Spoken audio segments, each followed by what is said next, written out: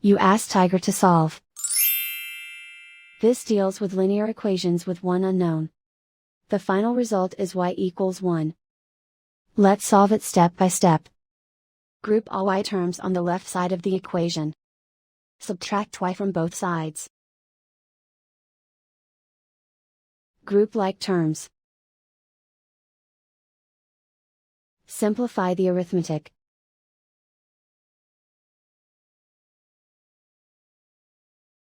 Group all constants on the right side of the equation. Add 2 to both sides. Simplify the arithmetic.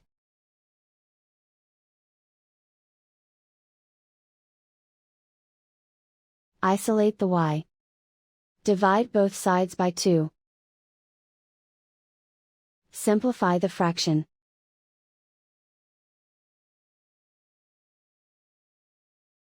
And so the final result is y equals 1.